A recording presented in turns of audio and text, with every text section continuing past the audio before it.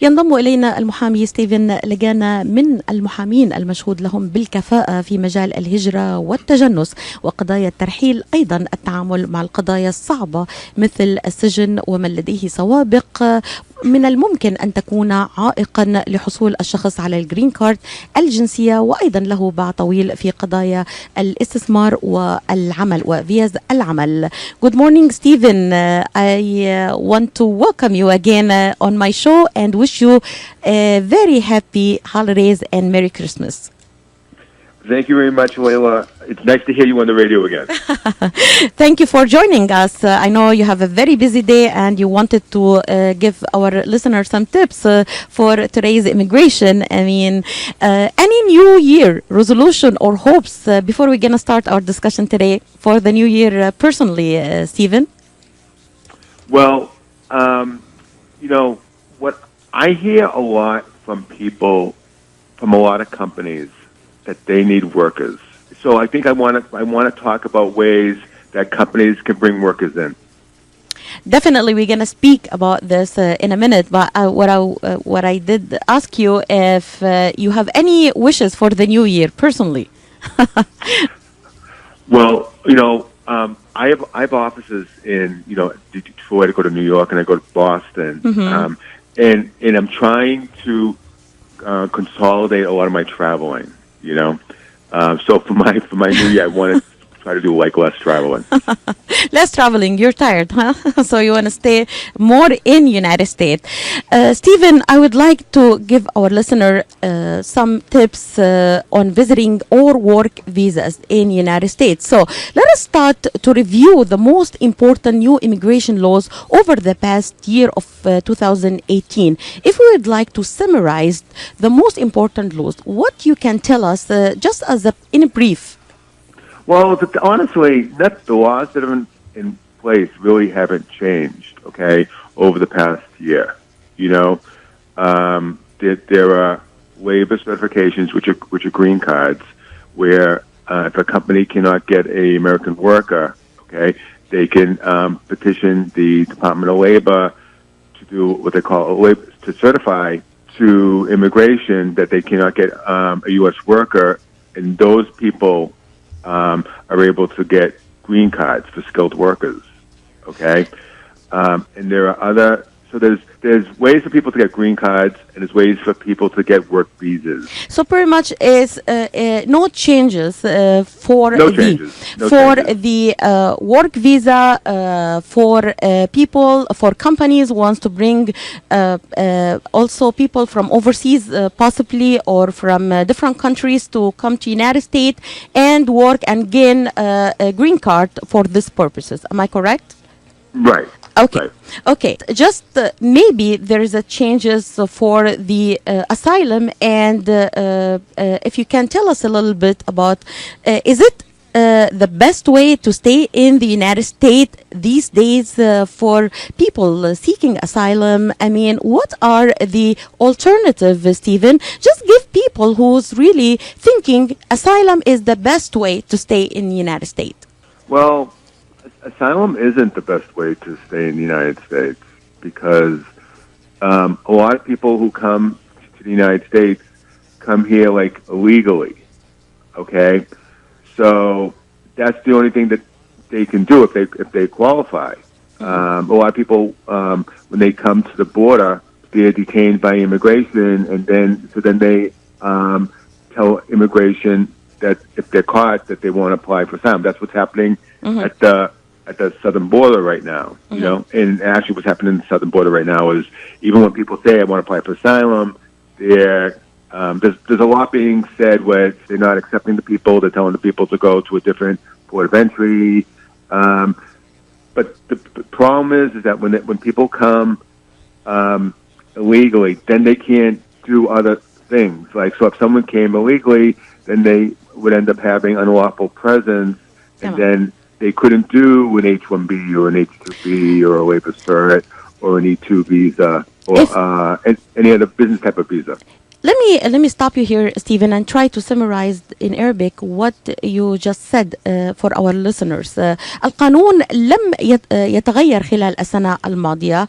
بقي الأمر متاحا لمن يود أن يقدم إلى الولايات المتحدة الأمريكية بفيز عمل. الشركات أيضا بإمكانهم أن يستخدموا عمالا وأن يحصلوا على الإقامة الدائمة. سألت المحامي لاغانا هل اللجوء الآن أفضل الطرق للبقاء في أمريكا؟ أجاب لا، بالتأكيد الأمر أصبح صعبا اليوم، حتى عندما يقدم بشكل قانوني إلى الولايات المتحدة الأمريكية هناك صعوبات كثيرة الآن في طلبات اللجوء، ومن يود أن يطلب اللجوء على الحدود أيضا هناك صعوبات كثيرة تواجهه من قبل الضباط في السماح له، ومن يدخل بشكل غير قانوني إلى الولايات المتحدة الأمريكية سيبقى في السجن، وبذلك سوف لن يكن له متاحا أن ربما يلجأ إلى أنواع أخرى من فيز العمل التي قد تتيح له البقاء في شكل قانوني في الولايات المتحدة الأمريكية. Stevens, I want to start with visitor visas. What do people have to do to increase their chances of getting visitor visa? يعني there is a lot of specific questions applicants are being asked, and extra security on social media accounts. People don't pay attention to those today. So what your advice for those people who's applying for any visa to United States and visitor visa? Well, you know, there's really just two questions that the consular officer is inquiring to. One is that the people, because it's a visitor visa, so that people should have jobs. Okay. No, what I'm talking about Stephen, I'm talking about visitor visa. So if I'm talking about visitor visas. Okay. Visitor visas that they're coming for a temporary period. They're coming for vacation. They're coming for a temporary period. Okay. So what the consular officers look for is that the people have jobs. Okay. And that the people also either have money in the bank or they own property that they will be returning to at the end of their temporary stay. Okay? But, and a lot of times, either the people will be single or they'll be married. Okay? A lot of the consulates, they don't like single people because they don't want them to come here and they to don't marry. Have family to go back. And to stay. Okay?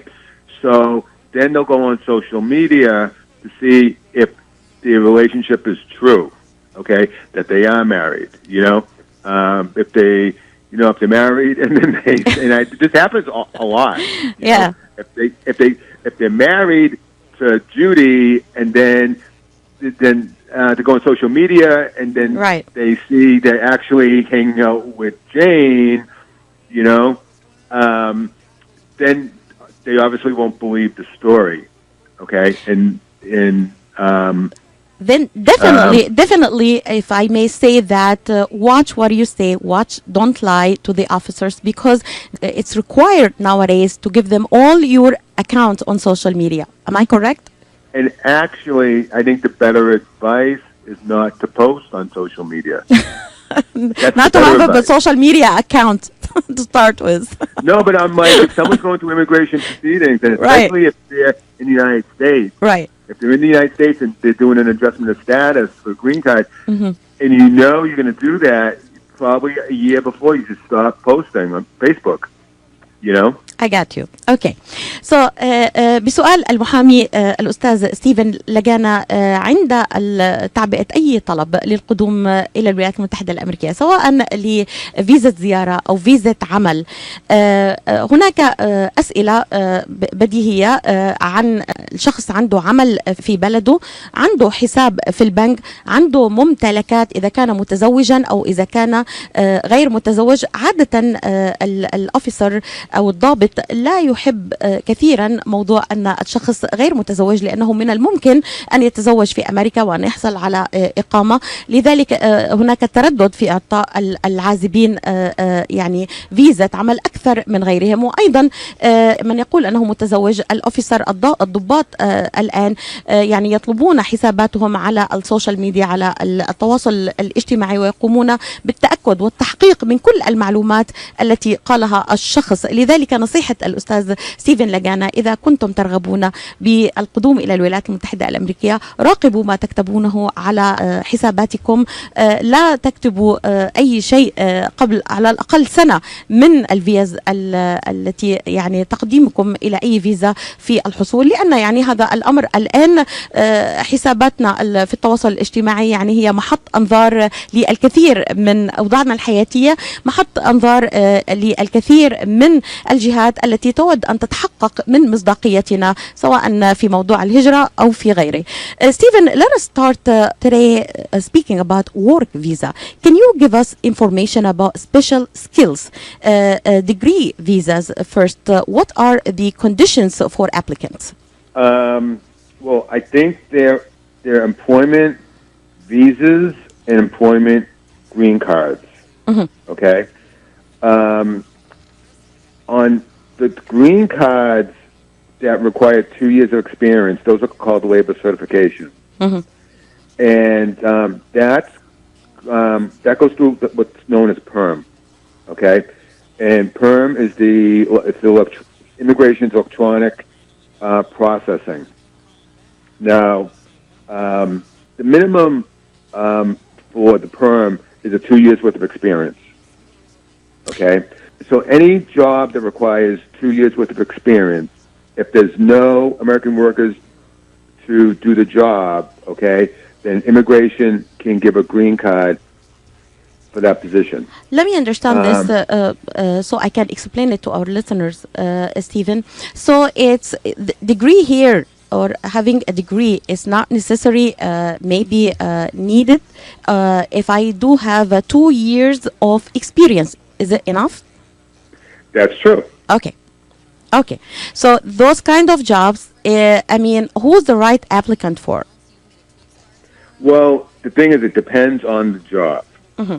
Okay? So a lot of managers require 2 years worth of experience. It's the Department of Labor who says what the experience is required. Okay? So if there was a job, like working in a restaurant. Okay. That's why I wanted to ask you about example about one of the jobs. Okay. So restaurant. Right. Mm-hmm. Like a maitre d', okay? Mm-hmm. That doesn't require really maybe 3 months of experience, mm-hmm. okay? But maybe a manager of a restaurant, okay, would require 2 years worth of experience, mm-hmm. okay?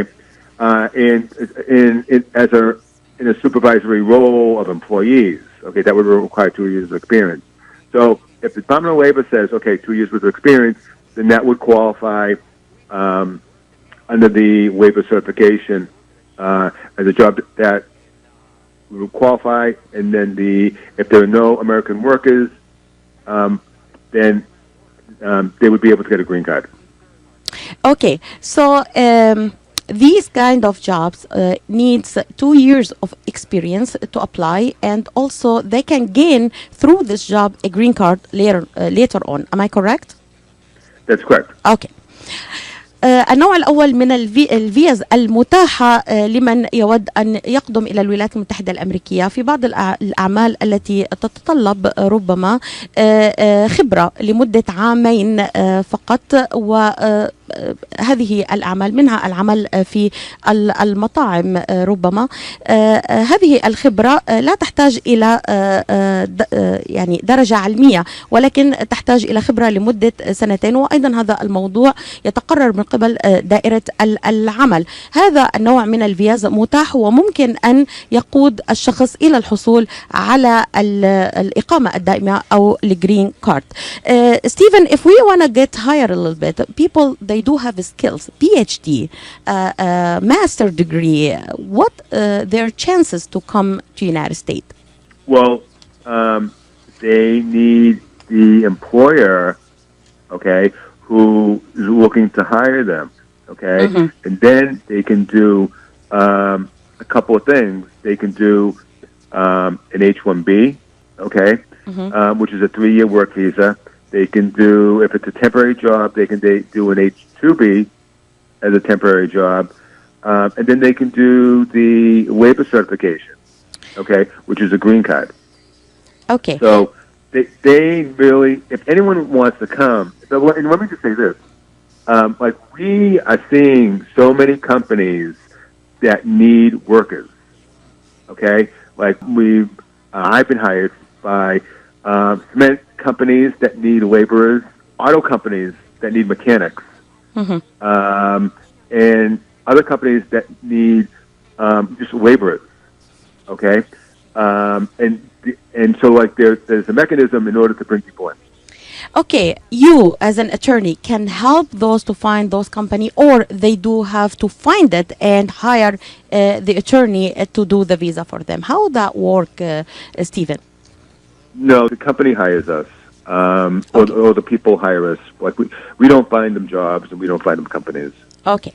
اوكي سألت المحامي ستيفن لاغانا في النوع الثاني من الفيز لو كان شخص لديه درجة علمية دكتوراه، درجة أيضا ماستر ديجري، ماجستير. الكثير من الشركات تحتاج إلى موظفين كما أشار المحامي في قطاعات مختلفة، وبإمكان هؤلاء الأشخاص أن يحصلوا على فرصة عمل ويحصلوا على فيزا H1B أو H2B، وهذه الفيزا تعمل لمدة 3 سنوات، ومن الممكن أن تقود أيضا للحصول على الجرين كارد. My understanding, Stephen, people with a PhD can directly apply for a green card. Is it right? Well, the thing is, the PhD, there's different categories, okay? And there are people who have extraordinary experience, okay? So if they have a PhD, they've probably done lectures, and if they've in their field, okay? And if they're extraordinary, okay, they can go right, they can apply right to green card. But they have to show that they're really extraordinary, you know? Yeah. They're well-written, they've given lectures, and immigration is going to want someone like that in our country. They need smart people, of course. Well, I think right. someone... It's legitimate. It's legitimate. I do understand. I mean, why not? You know? No, and for example, one of Hugh Hefner's playmates, okay, got her green card that way because she said she was a model and she was a playmate and she was extraordinary and she was known. And immigration gave it to her on that basis. That means it's not only who hold the PhD, but anyone who has a special skill, very special skills in any field, like a journalist, well-known journalist. Right, they can be artists, they can be journalists, athletes, doctors. You know, if there was an athlete in another country that wanted to apply, they could apply. So it's talented people. Can I say talented people? Right? Yes. Okay. Yep. الناس الذين يحملون شهادات علمية كبيرة، يعني مع شهادات خبرة كبيرة، بإمكانهم أن يتقدموا للحصول على الجرين كارد مباشرة. أيضا أصحاب المواهب الخاصة جدا والمعروفون في بلدانهم في ميادين مختلفة، الفن، الصحافة، العلم، يعني بإمكانهم أن يتقدموا أيضا مباشرة للحصول على إقامة دائمة في الولايات المتحدة الأمريكية. المحامي لاغانا يقول أنه تريد الولايات المتحدة هؤلاء الأشخاص الذين يتمتعون بكفاءة عالية ومواهب خاصة ومعروفون جدا في بلدانهم، ويجب عليهم أن يثبتوا ذلك لدائرة الهجرة عند التقدم إلى الحصول على الإقامة الدائمة في الولايات المتحدة الأمريكية. Let us talk a little bit also, Stephen, about E2 visa. What is an E2 visa? Investor visa. E2 investor is visa. Is like an entrepreneurial visa where people can invest in a new business, and it's a visa. It's not a green card. It's a visa, and they can grant it up to 5 years, and they can extend it for another 5 years. So they cannot get any green card through this visa? It's a visa. It's only visa. It's a work visa. Yeah. Do you advise people to apply for this visa to come to United States temporary? This is a temporary visa. Come to United States, work for 5 years, and they cannot extend it for another 5 years. They can go back and forth within this 5 years. Am I correct? Well, I think it's not used a lot compared to other visas. Mm-hmm. But it is a way. And also, I've seen cases where they've been granted with as little as $55,000 in investment in a business. Mm-hmm. So, I mean, in the rules, immigration says they have to make a substantial investment. And on a small business, $55,000 would be substantial. You know, if it was like $1 million business, they would definitely have to put up more, maybe half, like maybe $500,000. Mm-hmm. But it has to do with an entrepreneur who's going to do a business plan and invest in the company. If I may ask you, Stephen, what is the visa you advise people if they want to come as an investor to United States? What kind of visa they should apply for? Well, I guess it depends. You know, there are those EB-5s where they have to invest $500,000 right now, and in my opinion, they're not good investments. You know, so like for example, in Detroit, the Renaissance Center, okay, that was an EB-5 center, and so what they did was Marriott sold $500,000 investment visas. They weren't great investments, but you got a green card out of it. You know, I personally think I like the labor certification because if someone can get an employer to hire them, gotcha. That's kind of like the quickest and easiest and less risk way to get a green card. Finally, I would like to highlight quickly, Stephen, another way of coming to United States. If I do have a company, Stephen, outside the United States, and I wanted to open a branch here in the United States, can I do this? Can I get accepted maybe to open my company and come to United States, work there, get my green card through this, or not? Well, anyone can always open a company, you know? So what a lot of people do is there's a visa called an L1. And what is the it L1 called? What is it called? Allows L1? What? L1? L1. Okay. And the L1, it's really what it's called like a intermanager visa, where, you know, like if Coca-Cola has offices in the United States and they have offices overseas, and they want to move managers back and forth, okay, they would use the L1. But I would like to go back and speak to you more about this, Stephen. We have only 2 minutes to end our program, but I get so many questions from our listeners about this particular way. People, they do have a very successful company back home. They wanted to open a branch here. They want to hire people. Is it a good way to maybe gain a green card, or how long it takes? What are the regulation for this? So I would like to end here with your advice for people trying to get a labor certificate. This is the easiest way to come and stay if they do have the skills. Correct? That's That's correct. Thank you so much, Stephen. Let me translate this quickly. المحامي ستيفن لاغانا ينصح لمن لديه كفاءة وخبرة وشهادة أن يجد عمل في أمريكا ويتقدم من خلال هذه الشركة إلى الحصول على الإقامة الدائمة والعمل، وهذه أسرع طريقة برأيه للقدوم إلى الولايات المتحدة الأمريكية. هناك طرق أخرى بالتأكيد، انفستر فيزا، أن تستثمر في أمريكا وتحصل على الجرين كارد في معدل $500,000، يعني ممكن يكون حجم الاستثمار. وهناك أيضا سألته عن لو كان لدي شركة في الخارج وأود أن أفتح فرع لهذه الشركة. نعود للمحامي ستيفن لاغانا بالسؤال بعد ذلك في هذا الموضوع. Stephen, I would like to thank you so much for highlighting so good points to our listeners how to stay legally in United States. Wish you Merry Christmas and thank you so much for coming today and within your very busy day.